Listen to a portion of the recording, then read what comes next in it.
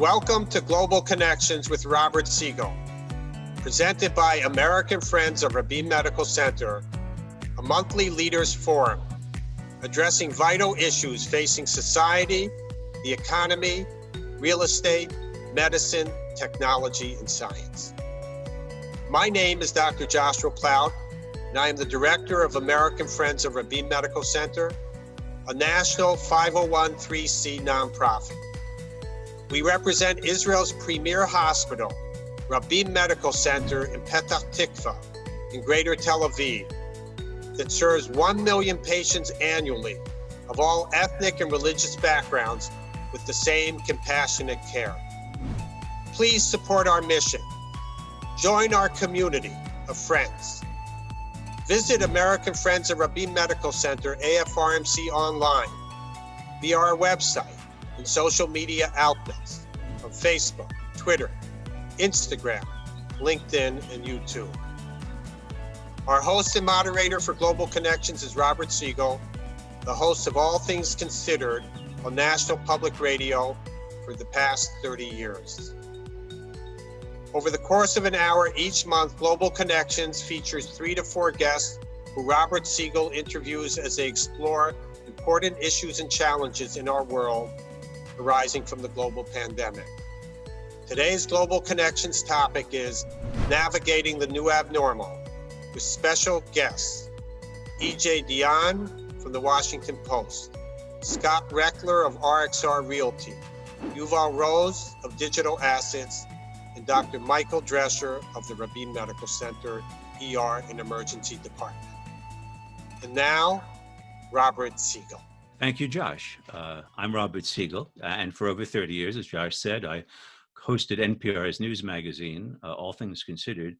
And like so many Americans for the past few months, I've spent a lot of time stunned by the changes that we've experienced, the changes in daily routines, in our dealings with family, friends, neighbors, colleagues, local merchants, changes in economic confidence, and changes in social and political attitudes, even towards such basic, if difficult, questions as racial difference and the criminal justice system.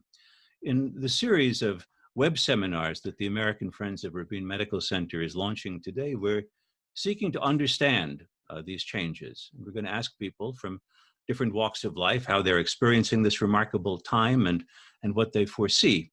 Obviously, there are aspects of the coronavirus pandemic, of the economic consequences of the pandemic, and of the wave of protests that Americans have taken part in, that when we think back on them in a couple of years, they may seem strangely antique. But there are also aspects of these 3 powerful sets of changes that may reshape our country, our economy, and our society. So today we're going to hear from 4 panelists who are going to try to make sense of this season of profound change. We're going to hear from Scott Rechler about real estate, from Yuval Rooz about technology, from Dr. Michael Drescher of the Rabin Center about medicine, public health, of course, COVID-19. And we're going to start with a bird's eye view of how these events may change American politics and society from EJ Dionne, columnist for the Washington Post and senior fellow at the Brookings Institution. EJ has written many books in addition to his column about politics and society. The most recent one is Code Red: How Progressives and Moderates Can Unite to Save Our Country. EJ, can we see you? Can you see me there? I can. I want to say, Robert, before you begin, 2 things. One, it's an honor to be here for the Rabin Center, but it's a real joy to be with Robert. If Robert asked me to do a session on basket weaving or cricket, about which I know nothing, I would study up and do it because I love and admire you, Robert, so much. So it's great to be here. Well, you've just described the September show that we're going to be doing. So I want to ask you about what of the changes we've experienced, what's something that strikes you as perhaps really enduring and changing our country, and what's something that strikes you as perhaps more of the moment and passing? Yeah, I'm going to do plan A and plan B. I think plan A is what will happen, and plan B is the unlikely thing. I'll start with plan B. A lot hangs on whether Donald Trump is reelected. If Donald Trump is reelected, which I do not believe he will be, and we can talk about that, then he ends up being the memorable figure of this era of everything, because despite everything that happened, despite the catastrophe in the economy and the health problems, we still somehow would have managed to assemble at least a majority in our antique electoral college. But I don't think that is what is going to happen. And therefore, I think in the long run, we may in fact remember Trump the least out of this period. I'm developing a theory that what the country thought happened when Barack Obama was elected in 2008, the first time, that we were entering a new period, that a new generation of Americans was going to be dominant, not only in government, but also in the electorate, that a new spirit would take hold in the country that was accepting, even welcoming of many of the cultural changes and certainly the demographic changes, that would be dominant. Trump interrupted that. And the question is, was that the end of that or simply an interlude? I think it will prove to be an interlude. And if Trump loses, and especially if he loses in a landslide, the people who will be most eager to forget Donald Trump will be Republicans. We will learn very quickly of how many doubts they had about Donald Trump going along, that for one reason or another, they weren't willing to talk about. Therefore, the enduring changes from this period, I think, are interrelated. One is the way in which the pandemic combined with the protests on behalf of racial justice have reminded us of the very, very deep inequalities in the country. We've been talking about inequality really since the economic downturn of 2008, 2009. But the pandemic has brought those inequalities into sharp relief. The chairman of the Federal Reserve made a point of noting that among Americans earning under $40,000 a year, 40% were unemployed, whereas well-off Americans have been able to continue to work on the whole. Roughly 3/4 of very high-income Americans have been able to continue to work, have not seen their incomes interrupted, and the virus itself has struck very hard at African Americans and at low-income people generally. And so I think we will remember that part of this that could lead to political change. And lastly, very quickly, we will also learn the need for competent government.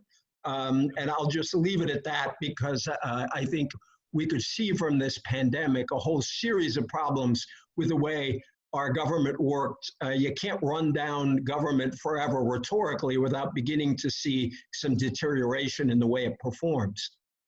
But there were some big ifs there in your scenarios, and let me ask you, EJ, do you think that the Democrats are likely to be running in the fall on the matter of profound inequities in American life, whether it's dealing with criminal justice system or what kind of work people do or what kind of health people are in?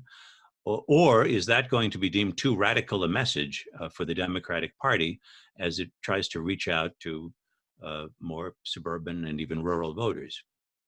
Well, I think the core theme of the Biden campaign was the theme he set out right at the beginning on the day he announced his candidacy, which is 4 years of Trump will be an aberration, 8 years of Trump will change the country fundamentally and not in good ways. And that is clearly the message that appeals to the suburban voters you're talking about. But I think what we're seeing in the response to the George Floyd killing, but also in the response to the inequalities in the pandemic itself, is that this concern about inequities extends beyond just very poor people in the country or beyond the African American or Latino communities. There's a sense of unfairness, injustice that permeates right into the middle class. I think the most striking and the most resonant part of that are the inequities of our health system. The number of people, including a lot of middle class people, who, when they lost their jobs, also lost their health care. Losing health care in the middle of a pandemic is a very dangerous thing for an individual or a family.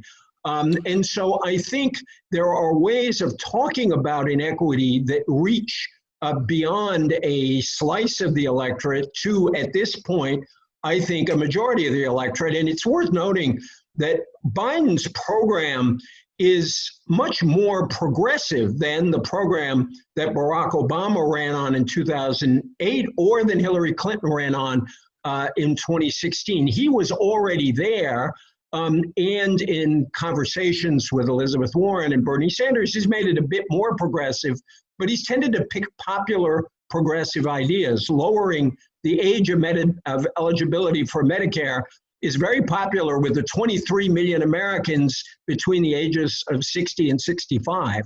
So that is a push, in theory, to the left that is actually a very mainstream sort of push. EJ, I want you to address one other point about politics, and that is what's happened to our elections recently. This is related to the pandemic, and that and a move toward more mail-in voting. This has been controversial.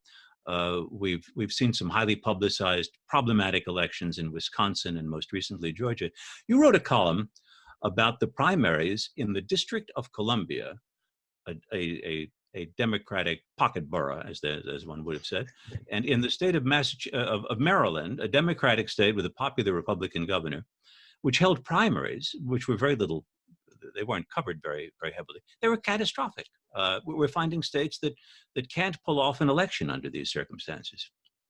I am very, very, very worried about our election in November. I think it could be a catastrophe. And in state after state during the pandemic, including one of the reasons I wrote about DC and Maryland is these were states that were trying to do the right thing. There was no objection to sending mail ballots out, trying to send mail ballots out to everyone. The Republican governor and the Democrats broadly agreed on how to conduct the election.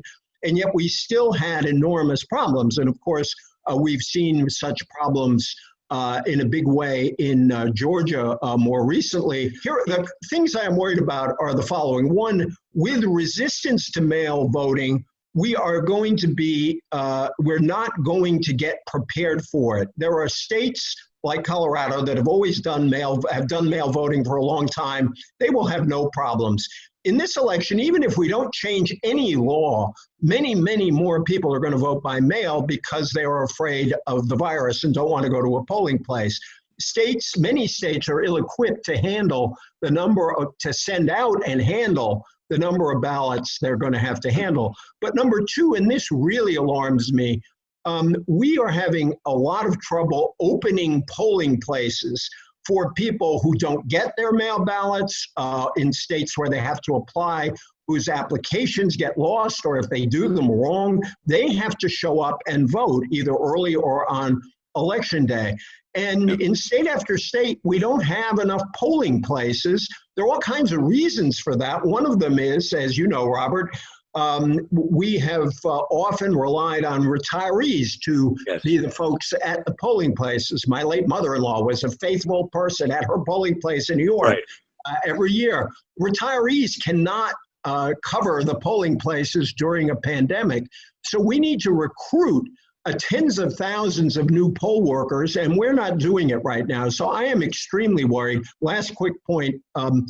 If we have a lot of mail ballots, we might not know the result of the election on election night because these ballots take a long time to count. In my county in Maryland, they only very recently, weeks after the primary, had a final result for some local races. That's going to be a very dangerous period for our country if the election is close and we're still counting mail ballots well after election day. EJ, thanks as always. That's columnist EJ Dionne of the Washington Post, senior fellow at the Brookings Institution. And we're now going to zoom in on one sector of the economy that's been affected by the changes of this extraordinary and difficult season, real estate. And our guest, Scott Rechler, is uniquely qualified to talk about that, especially New York area real estate. Scott Rechler, who joins us from New York, is CEO and chair of RXR, which is one of the biggest owners, managers, developers of real estate and infrastructure in the New York metropolitan region, with assets worth over $20 billion, more than 25 million square feet of commercial space. And I believe, if I read it properly, about 6,000 apartments also under management. Governor Cuomo appointed Scott Rechler to be vice chair of the Port Authority and also to the board of the New York MTA. And I'd be remiss not to note that Scott is honorary chair of the American Friends of the Rabin Medical Center. Scott Rechler, welcome. As I said, you were on the board of the MTA. So this morning, back to work. This was a rush hour you found worth tweeting about. What was your experience? So I took the subway up from 14th Street, and it was unbelievably clean.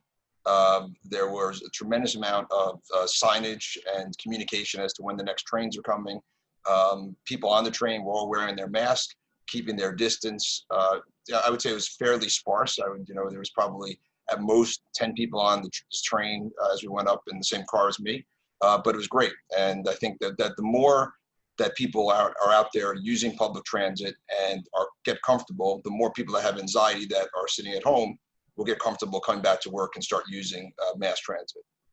So let me put the New York real estate horror story to you, and you tell me how real it is or how exaggerated it is. And it's this: for the past few months, businesses have started having their employees work from home. They've discovered that you can actually get a tremendous amount done that way. So they're in no hurry to come back to office buildings. As for New York City apartments, people are fleeing for the suburbs, if not the exurbs, where they can walk around outside without a mask and where they'll have more room to work from rather than going to home. All told, a disaster for people in your line of work. How bad is it? I think you need to divide this up into different periods, right? I mean, we came from this pandemic where everyone was working from home. That was in New York and a lot of places around the country. And now we're in what I call the new abnormal, which is where we got to coexist with the coronavirus, which again is going to take a concerted effort of how people come back to work. And it's not going to feel normal, nor should it feel normal, because we need to come back in a way that people are safe and that we're responsible. But we also got to come back in a way that we can change behavior and people can get the most out of the workforce. And I think they will adapt. I mean, I know myself being back in the office now for the last couple of days in the city and last week in our Long Island office, the interactions that I have with my team has been very different than Zoom meetings. Particularly you end the meeting, you debrief, you see someone in the hallway, you have an idea, you can check in on people personally. And the way I think about the office space nowadays is people work, instead of 9 to 5, they work from 5 to 9. And the office space has become part of their community, right? They have their colleagues here, their friends, their support groups, their mentors. This is the village that people now have adopted. So I think they're losing some of that at home, and they've been depleting social capital for working together for many, many years. But each day that social capital goes away. For New York in particular, people have read and written New York's obituary many, many times. I've lived through a number of crises in New York, from 9/11 to Superstorm Sandy, the Great Recession. And each time New York proves its resilience, reinvents itself, and comes back stronger. And I have no doubt that's going to happen this time as well. The question is how long and what it's going to look like on the other side. And to EJ's point, I think good, effective government is going to be a big factor in the success and the vibrancy and vitality that New York comes back with.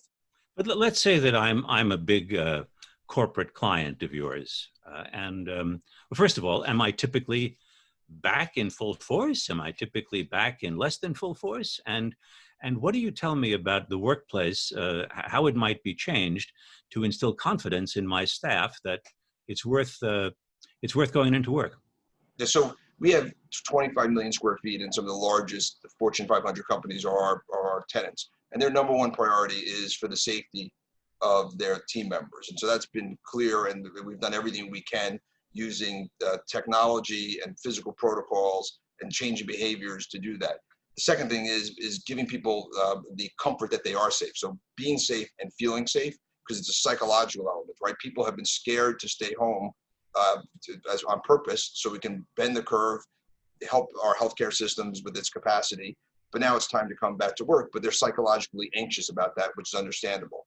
The third is to give them transparency, give them the tools to understand what's happening in the workplace, where there's congestion, let them have visibility of what coming back to work is going to be like, what's the health and wellness of the building, what's the air quality that's happening within the building.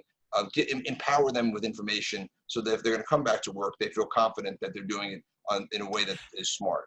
And then but if my workplace, if my offices are on the 50th floor, how do my staff use the elevator? How long does it take to move the workforce up to the office? So we developed a program we call RxWell, and it starts at home. Everyone has an app. Every one of our people that come back are signing on to the RxWell app. When they get up in the morning, the first thing they'll do is they'll see what rotation they're in, because people are only coming in at about 50%. So the blue team, white team, red team, black team.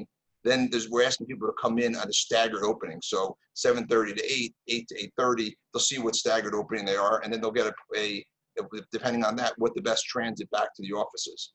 Then they'll fill out a wellness questionnaire that will take their temperature. They answer 5 questions. If they get a green card, they come to work. If they get a red card, they stay at home. If they want to challenge that red card, they can hit a button to get a virtual care clinician who will then ask them a series of other questions who can override that red card.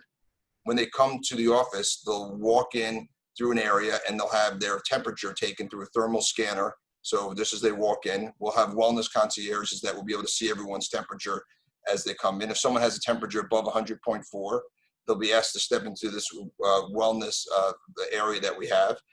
They'll use a scientific handless thermometer to check again the temperature. If it's still over 104, we'd ask them to go home or to get a medical attention.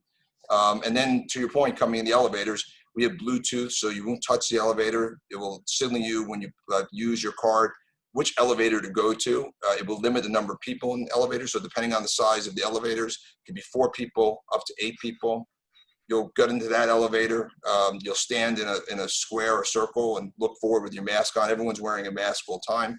And then you go up to your space. And so, the concept is make everyone, safe, wear masks, be responsible. And then in your space, try to find a way to create, make the new abnormal as normal as possible. But I'm trying to imagine that this is a new way of going to work that you're describing. Do you think of it as a provisional emergency that may be the case for a couple of years? Or do you think of it as the way that people are going to think of work for the next couple of decades? So when I lived through 9/11, we had a similar parallel, which was safety, right? And we changed all our buildings to deal with public safety. And people were afraid to go in the towers of the buildings and high up, just like they were afraid to fly planes. And for the very beginning, we put some extreme measures in, right? Where people put their car in, we would check underneath to see if there was bombs. We checked their trunk. We checked every purse and every bag that was coming into our buildings. Put turnstiles in. For those who don't remember, there used to not be turnstiles. You could just walk into a building, go upstairs, security measures, a lot of different things that we put in. And for 18 months, we were extreme. But while that 18 months was happening, there was a lot of infrastructure that was being built around it. Homeland Security, Joint Terrorist Task Force, new tools. And so people began to get more comfortable. But some of that stays on. And I think the same thing is going to be on with wellness, is that some of the more extreme things will shed away. And some of the things that are good anyway will stay on. In a way, one possibility is that the virus becomes endemic in a way that major massive terror attacks did not become endemic. They were sporadic events that happened in different places. Ultimately, do you go to bed praying for a vaccine? Is what I really want to know. In order for this to be said right, do we have to have a major medical breakthrough? Yeah, I think I'm one of those who, obviously I would love a vaccine, but I'm also one that realized that you can't, that may not be possible, right? So 2 things within that regard. One is we all need to change how we operate to coexist with the virus, because it may be here longer. The second piece is, while we're doing that, science is going to catch up. And it may not be a vaccine, but it may be rapid diagnostic testing. It may be better therapeutics. And I think some combination of changing the way that we behave and the combination of science is going to get us there. But I want to just jump back, because, EJ made a point, and I think it ties to this. I don't think we have a choice but to come back to work. Because if you really think about it, just in our buildings, for every 1 office job, it creates 5 service jobs. So we have 60,000 people that work in our buildings. That's 300,000 jobs that need to come back out to support the economy. And then, so there's a civil responsibility and there's a social responsibility. The other piece of the equation, as people have been working from home, most of them are white collar, mostly white people working from home in their country houses or their parents' houses, and our essential servicers who are out there, making sure our buildings are running, our streets are functioning, everything's functioning in our city, are mostly brown. And so you have this inequality that is even become more pronounced in this scenario. So you have to get the economy going for the economic reasons and for social reasons. Scott Rechler of RXR, thank you very much. Joining us now from La Jolla, California, is Yuval Rooz to talk about technology in this season of enormous changes. He is CEO and co-founder of Digital Asset Holdings. His company provides software to companies to help them with digitization. And in fact, he has helped us with digitization voluntarily. He's a technical director of this panel as well. Yuval, welcome. Good to see you. Hey, Robert. Thank you for having me.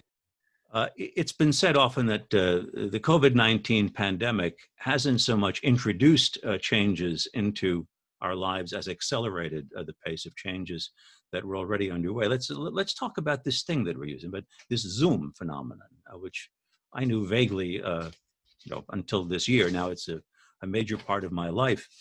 Is it fair to say that for the generation of both you and your business, that the transition to Zoom dependency was no big deal? Yeah, actually, we've been using Zoom pretty much from the first day we started the company in 2014. And I'm very happy that given all the options, Skype, Teams, WebEx, Hangouts, now Facebook chats, it seems like we chose the tool that seems to be winning the competition from popularity. So yeah, I mean, for us, it was a must-needed tool. We're a company that has offices in 6 countries, and even outside of those 6 countries, we have developers or contributors that are distributed. So for us, it was critical from day one. We heard Scott Rechler talking about the workplace as a village, as a place where there are colleagues and mentors. And I recently read a wonderful essay of E.B. White's from the New Yorker back in 1949, a love letter to Manhattan as the greatest human concentrate on Earth. It's been implicit to many people that there's some huge benefit about people being together, about the press of people with their different ideas and skills coming together and making work happen and making theater happen and making urban life happen. Does the virtual world, is it as fruitful as that, as far as you're concerned? Yeah, so I want to first of all start with my personal opinion that I wholeheartedly agree with Scott. I'm a very big believer that being physically co-located adds another dimension that virtual will never be able to make up for. And there are the water cooler conversations, and there are for example, we're doing a very big project with a client in Australia and with another partner in California. And I can tell you that historically, before these big delivery sessions, we would all fly into one location and spend an entire week in one room because there's just no replacing it. There are those small conversations in the break. So I definitely agree.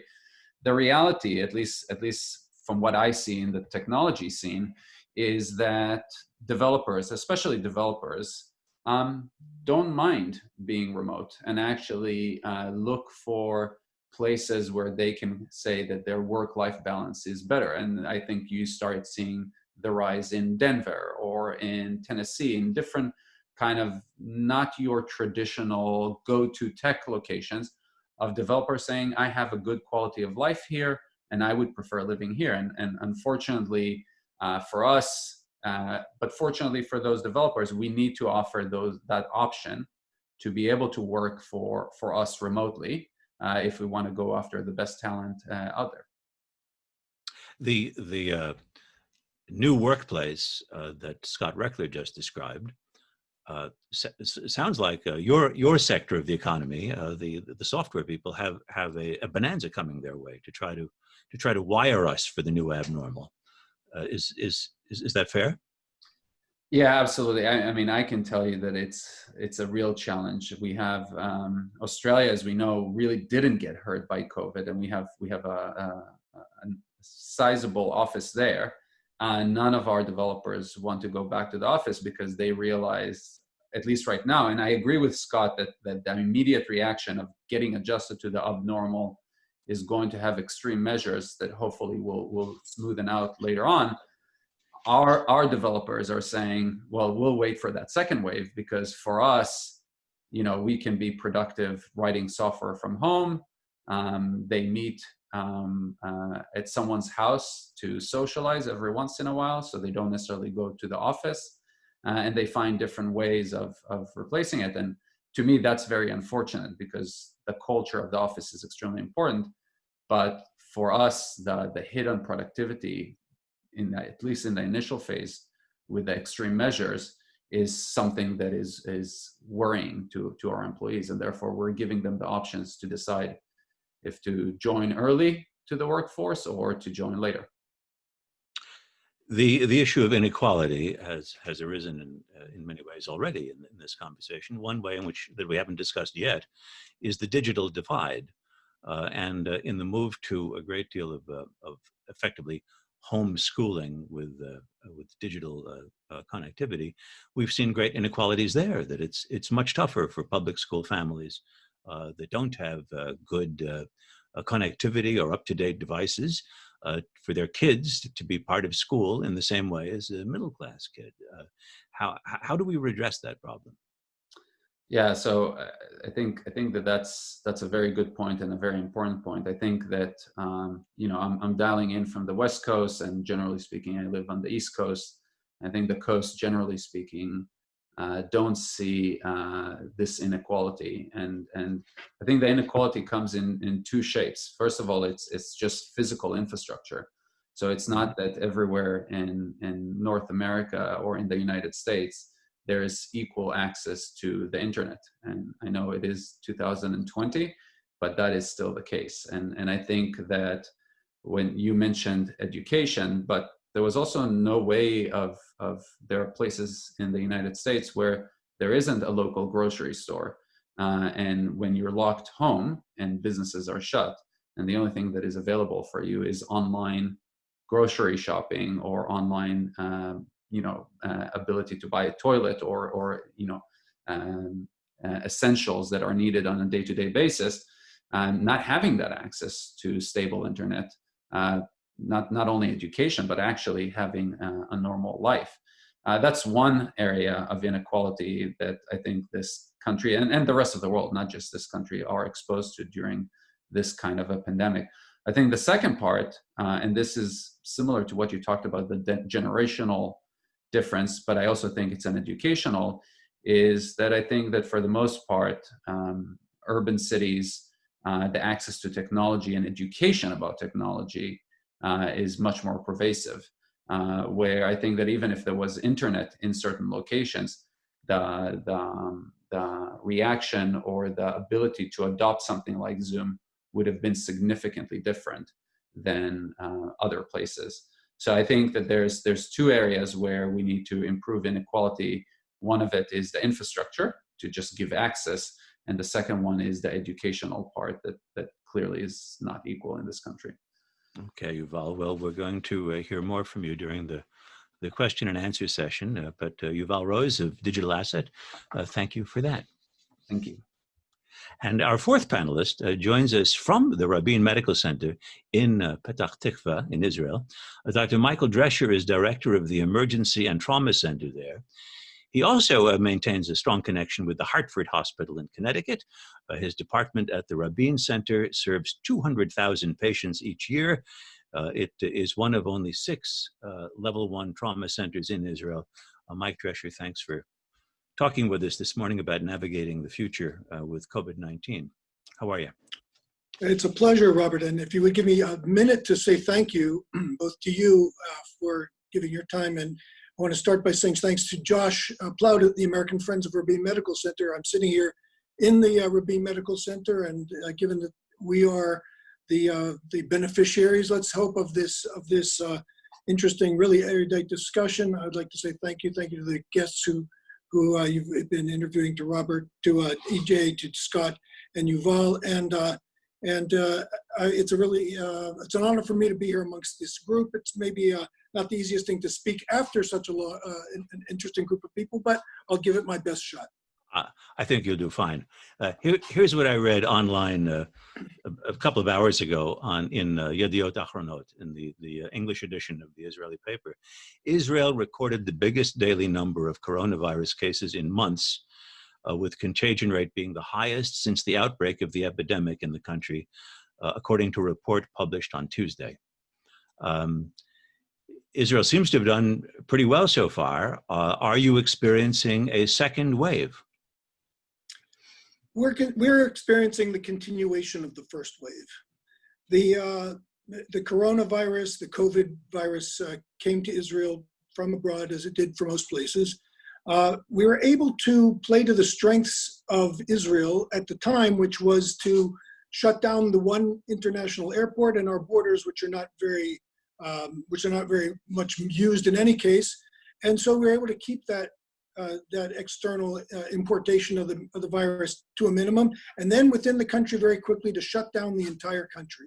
This led to really a quite remarkable control which benefited us in the medical system of the spread of the virus, and our mortality is very low internationally, and indeed our infection rate is very low internationally. However, as had to happen, the economy began to have to be opened, and the reins were loosened, and children were sent back to school. And with that, we've seen a very expected increase in the infection rate. Are you concerned that it could? Of course we're concerned. Of course we're concerned, and we are having to prepare ourselves in the hospital, in the emergency department. We have established a special area of the emergency department to take care of people who are at higher risk, either clinically or epidemiologically, for the disease.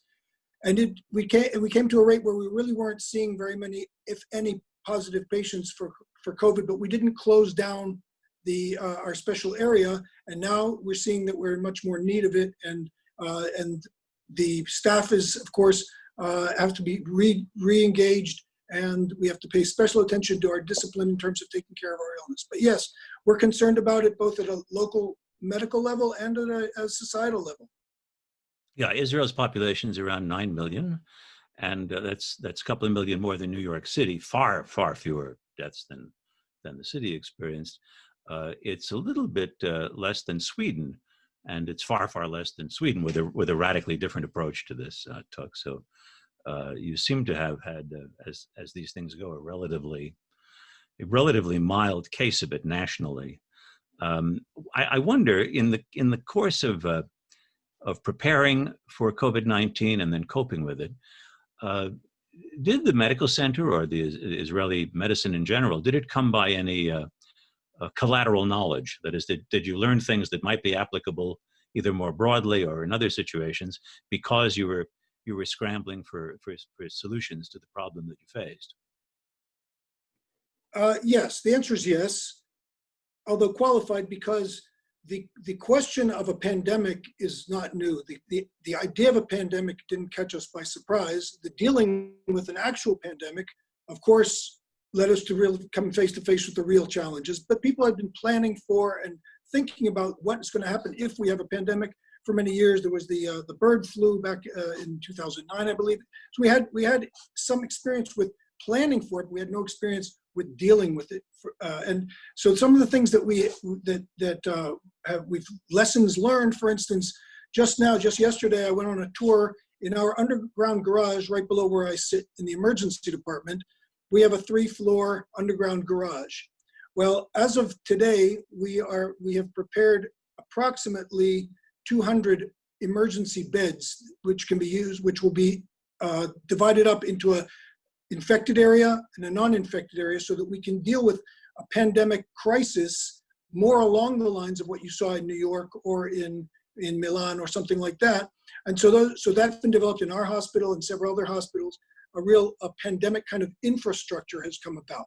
There's been other changes, the collaboration with the tech fields.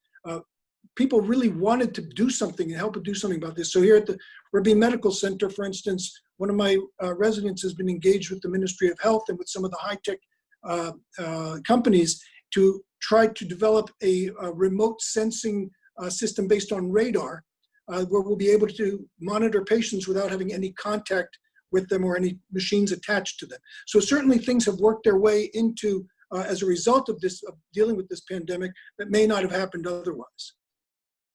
The other day, you told me about a lower tech invention. Is it the medical or the medical hijab that you?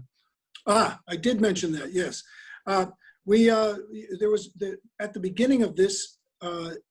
There was a lot of uncertainty as to what is the proper level of personal protection equipment, because first, these teams have to be safe. You can't take care of somebody if you're sick yourself, and they have to be made. I think it was Scott who was talking about being safe and feeling safe in the building. Well, our teams need to be safe, but also feel safe in order to properly take care of people. And one of the things in the personal protective equipment was the question of whether masks and gowns were enough, or did we have to have something over our head as well?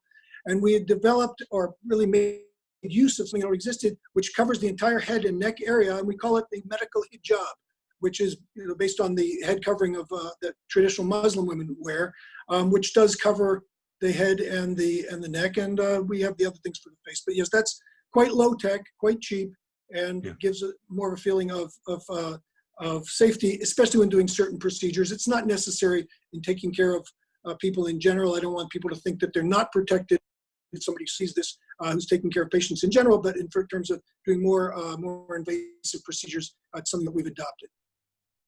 We've been talking about how in the States, the various crises we've experienced this year have really shone a light on inequalities in American life.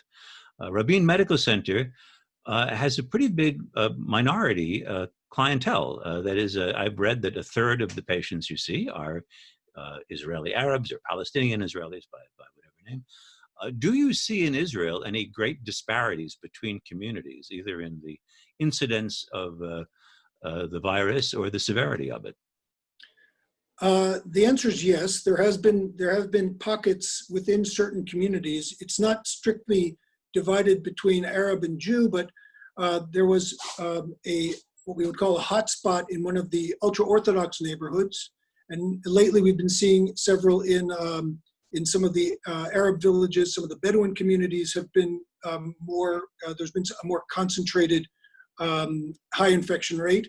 But as of today, Tel Aviv is also having a high infection rate. So it's not necessarily divided up by any ethnic group, but certainly there has been some disparity, mostly I would say due to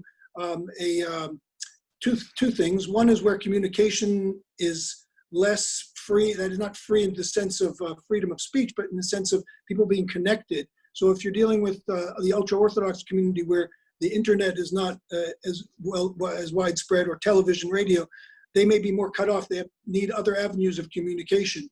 In some Arab villages where perhaps Hebrew is not as freely spoken, they may have also special needs in terms of communication. So that is perhaps one of the inequalities. But generally speaking, I'll just mention, since you talk about Rabin Medical Center and our the minority population, we also have a lot of minority staff, and it is really one of the, I think, if you look in terms of coexistence in Israel, the health system in general, and Rabin in specific, to see that the collaboration and the day-to-day work with really out regard for your ethnic background, it's really quite remarkable and actually very satisfying and worth noting. Is there a dramatic difference to you practicing medicine in Israel and practicing medicine in Connecticut in terms of insurance, in terms of access to healthcare? Well, I was going to say the medicine is the medicine, and Israel's a very, the U.S. is well pointed in terms of technology, in terms of access, and Israel is also, we're not dealing with any difference in level of care. There is I think you'd say that in the U.S., by and large, my experience is that there is a greater discrepancy in terms of rich and poor. But working in the emergency department in both countries, we probably see the least amount of disparity, because everybody gets care. We don't really ask about insurance and that kind of thing. But however, we're not immune to it. We know that we send somebody off to a private clinic, to a private doctor or a private clinic, that there's going to probably be a difference in the way they're going to be taken care of. Well, Mike, thanks a lot for those observations. Hang around. It's time now for your questions. And the first one is directed to EJ Dionne. EJ, in the last election, people believed that Hillary Clinton would win against Donald Trump in a landslide. Why do you think now there's a difference? First of all, I think we misremember if we think a landslide, because we tend to think of those probabilities that were wrong, 80% chance of Hillary winning. That sounds like a landslide. It was not predictive of a landslide. The polls showed her ahead in the popular vote, which is where she ended up. They were only about a point or two ahead. Why, if I can put the question this way, why is this election different from the last election?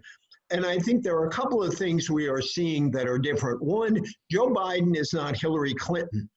There was enormous hostility in the electorate to Hillary Clinton. I didn't personally share it, I should say, but it was out there on election day. 60% of Americans, according to the exit poll, had a negative view of Donald Trump, but 55% had a negative view of Hillary Clinton. If you looked at voters who had a negative view of both of them, they voted for Donald Trump roughly 50, it was 47-30, so that the people who disliked both of them were voting for Trump. This time, when you look at voters who dislike both of them, they are voting overwhelmingly for Joe Biden because Biden does not present as big a target as Hillary Clinton did. He doesn't inspire the same hostility that she did, and Trump is the incumbent. He is not the unknown. The other thing that struck me during the primaries while they were going before the pandemic is that in counties where Bernie Sanders beat Hillary Clinton back in 2016 in rural and small town areas, and many of those counties then voted for Donald Trump, in Michigan, for example, this time Joe Biden was beating Bernie Sanders in those counties. So it appears that there is a movement away from Trump. Last piece of data, the midterm elections, where in all three of the big swing states, Pennsylvania, Michigan, and Wisconsin, Democrats won both the governorship and the Senate seat by picking up 10 or 15% of the Trump voters, plus inspiring new turnout. So I don't think, can predictors go wrong? I always say I quit the prognosticators union on midnight of election night, but you can't chase the bookie from the track. So I'm still there offering a forecast. But I do think this feels very different and the numbers look very different than 2016. Thank you, EJ. Question for Scott Rechler. Scott, how do you deal with the staggered openings for non-hourly workers, for example, people who have scheduled conference calls and the like? Yeah, so there's an app in our app that can actually put in their proposed times to start. And if someone has a specific need, then the company themselves can adjust other people to make sure that that it works. And, really for this to work, the whole ecosystem of the building needs to work. And most of our buildings have multiple companies that operate in the building. So we've actually had our tenants sign a community compact agreeing that they will all coordinate. And so when everyone puts in their requested times into our app, it then feeds them back, where there might be conflict of heavy congestion areas, and asks them with suggestions for them to then put modifications in. Okay, question for Yuval Rooz. Do you anticipate an influx of new types of Zoom? Will companies begin creating their own Zoom type programs? Do you see this already happening? I don't think so. I think that we have plenty of variety already there. I think that all we're going to see is probably new features and really focusing on some of the accessibility features of making these applications stream better and just work better for everyone. A question for Dr. Mike Drescher. How do you understand the difference between a continuing first wave of coronavirus and a new second wave of the coronavirus? Well, to some degree, it's a semantic difference. The coronavirus never went away. It's not a wave in the sense that the flu season comes in October, goes away in April every year, and then it comes again, another wave. The coronavirus didn't come again. It's not that it had gone away. It was always there. It was latently there. And as soon as you let people begin to have more contact with each other, you're going to have more spread of the illness. There's just no way around it.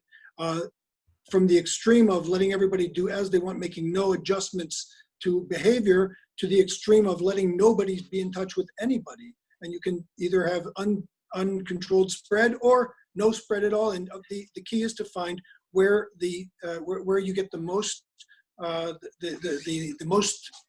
safety in terms of the virus at the least cost, and that is a societal question as well as a epidemiological one.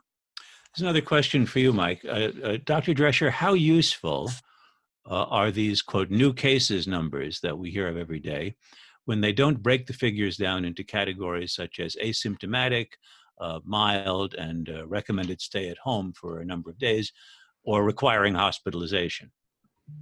Well, that's a sophisticated question, and it is key to understand that. Look, if yesterday you did 10 tests and had 9 people positive, and today you did 100 tests and had 50 people positive, that's a very different. The fact that you had 50 people positive versus 9 the day before doesn't take into account the fact you did 10 times more testing. So the first thing is how many tests are you doing?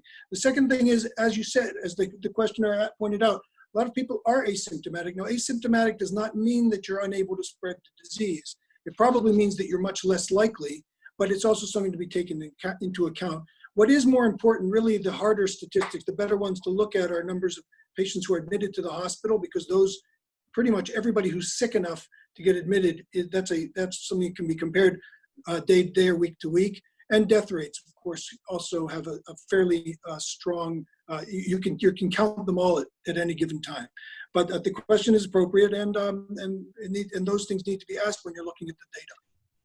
Here's a question for Scott Rechler. How do you anticipate the real estate costs impacting the economy? For example, the decrease in rental leasing of office space, fewer residential rentals in cities. Again, I think in the short term, obviously, in like any downturn, there'll be a slowdown of some of that, and you'll see in that slowdown, pricing will come down. And frankly, one of the things that we've seen in this pandemic is trends that were happening anyway are being accelerated. And so we have had a challenge in our major cities of the cost of real estate. So the fact that pricing comes down a little bit, frankly, the fact there might be a distributed workforce, that people are working around the edge of the city, and have satellite offices or remote working, is actually, from a policy standpoint, not a bad thing, because it will reduce congestion, take some of the strain off of our public transit, and then also enable us to make the city more affordable for more people. Another question for you. As COVID-19 has crippled culture in New York City, from independent restaurants to theater companies to nightlife, in New York, how can real estate play a role in assuring New York City's culture bounces back and that the city continues to be a great place to live and thrive as a cultural hub? Yeah, that's a great question, and probably one of my biggest concerns is the small businesses and our cultural institutions that don't have the staying power to live through this type of environment where the very heart of their existence is to bring people together, whether that's Lincoln Center or some of the local restaurants. And so wherever we can be helpful on the restaurant small business side, we are, in terms of being a partner with them, realizing that the value they bring to our community, our downtowns, are beyond the economic value of the rent they pay. And so working with them and trying to do that. And then on the cultural institutions, I think this is one of the ones where we need the people that have the capacity within the city to step up and help these institutions bridge themselves to wherever we get to on the other side of the new abnormal, whether, again, that's a vaccine or that is some mix of therapeutics and testing that make these environments ones that people can go to along the way. Because to your point, that is the very, at the heart of the vitality of our city. Yeah, I should mention, you're involved. You're is it vice chair or co-chair of the Tribeca Film Festival? Right, co-chair of Tribeca. Yeah, our film festival is going to be login events. I mean, they have been. There's some that are doing that now. It's hard, right? Those are, in the same thing. I'm also vice chair of the 9/11 Memorial Museum, which is even, more challenging because a lot of the people that come there, right, you're going inside to the museum, you're in close quarters, and a lot of people from around the country and the world come to that location. So, just like we did with our office buildings, we're trying to reimagine. How do we exist through the new abnormal and do the best we can do and be prepared for when things become normal on the other side? And one more question for EJ Dionne, rather broad one. Would you but I can't give you too much time to answer it. How would you comment on the crisis in the Justice Department, EJ? Is there a crisis in the Justice Department? I do think there's a crisis in the Justice Department. I think when you go back to William Barr's testimony before the Senate, when he was ultimately confirmed, he made very clear then that he had an extraordinarily expansive view of presidential power, and that he was willing to interpret an awful lot of law in the president's favor.